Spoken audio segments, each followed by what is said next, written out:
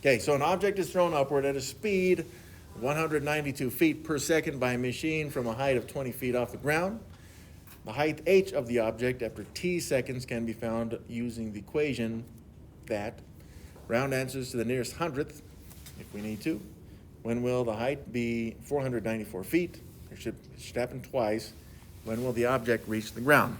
So it's saying that it's happening twice, okay? So if you take a ball, an object, I guess, and you throw it upwards, let's say that you throw it, I'm trying to make this a little better. Let's emphasize it even better, something like this. That's okay, all right? So we'll pretend like I can draw very well. But if it reaches a height of 494 feet right here, you can see it happens here and then right here as well, ish. Okay, so yeah, it's not really dealing with the vertex so much, but it is that height. And so it should happen twice, which means that if we solve this, we should end up with two answers, which is what we'd expect, because it is t squared. Two different times, it should end up at this height. Now, the other thing we know is that h of t here is the actual height. This is the height. So the height's gonna, it's the highest point's gonna be more than. Yeah, now that's a really long height, or it's a very high height for throwing something, unless you're using a machine to throw it, I guess. But the height here is 494 feet. Okay, so I'm going to take this, set it aside, so we'll come back to this, okay? But just want to set it aside for now, so that I have some space to work with. All right, so the equation then becomes, it's h of t. Instead of h of t, I've got 494, which equals negative 16t squared plus 192t plus 20. It's the exact same equation, but now we know what it does equal. And so like I said, sometimes it gives you a value, then you have to put it in there. If it said, how high is it after 10 seconds, then you'd have to replace the t with 10. But this one gave us a height instead. So we got to solve this. And like we saw on that last slide is if we're solving, in this case, for the independent variable, t, which would be also an x, then we want to make this equal to 0 so that we can use the quadratic formula. So I'm going to subtract 494 from both sides in order to make this equal to 0. Okay, so I do now have 0 equals negative 16t squared plus 192t, and this then becomes negative 474. So from here, I'm looking for that height of 494. So I've now manipulated the equation, so it's something a little bit more familiar. This, you could work with these values, I suppose, but I don't think you can. It's even telling us that you should round, which means that we're probably going to end up with some very not so fun looking factoring on this one. And that also means for me, with a little bit more space here, that I'm going to go to the quadratic formula. All right, so it's negative b. Again, we'll do it twice in the calculator, but it's square root of b squared minus 4 times a times c, all over 2a. And what I have right now, I am showing an a value that's negative 16. I'll put the negative 16 where the a's go. And then I've got a b value that's 192, which is rather large, positive 192. And then a c value that is negative 474.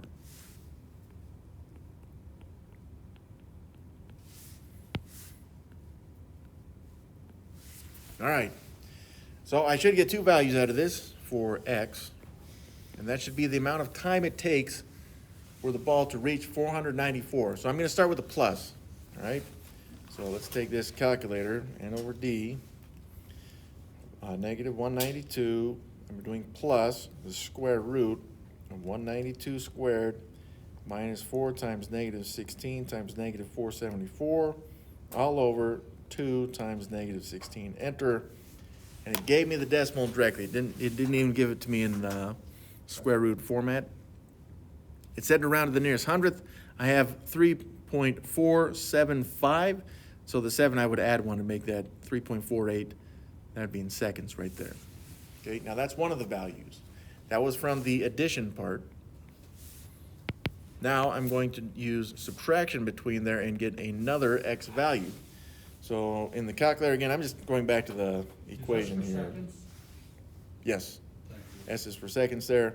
So I'm just going back into the equation here. I'm not gonna retype everything. I'm just gonna change that plus with a minus, enter, and it says, okay, if you'd use minus there, you would have gotten 8.524, so that just stays 8.52 seconds. And these are approximations because we did have to round, but that's how long, that's how many seconds it will take to reach 494 feet. So 3.48 seconds it reaches here, then it goes up and then back down. After 8.52 seconds from when it was thrown, then it comes back here, and then it's on its way back down to where the ground, I guess. Yeah, it's true. Well, if it's going to reach the ground, then that would tell us that we would have originally had a height. The ground, that's where the height is 0. Okay, so this goes back to the original equation, right? So instead of h of t, I now know that the height is 0. Is going to equal negative 16t squared plus 192t plus 20. Okay, so again, you can factor it, which I don't know if it's going to work, but I am just going to use the quadratic formula. So here I see that a is negative 16.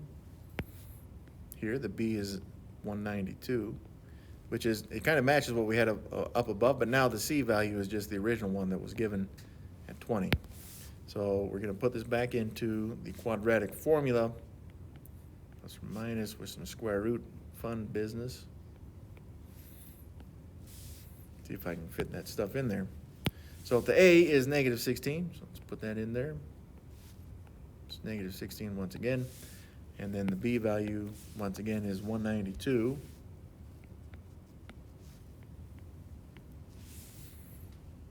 And then the c value is 20.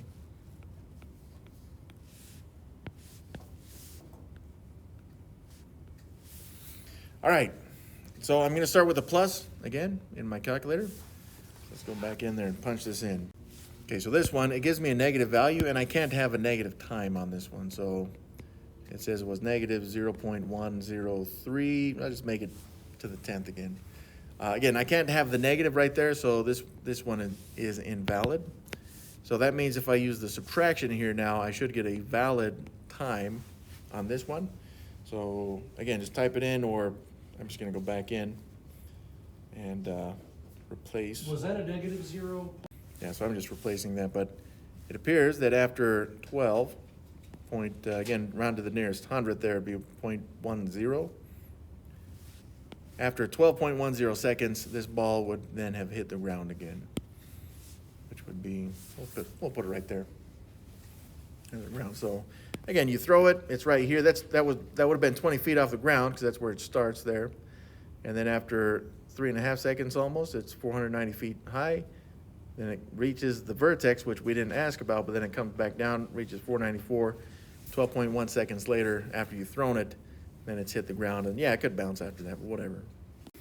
So that negative 0.10 seconds, I know was rounded. But if we go back to this diagram over here, that means that since it started right here, 20 feet off the ground, to hit the ground again, you would have had to have gone back in time right here to have hit the ground right there.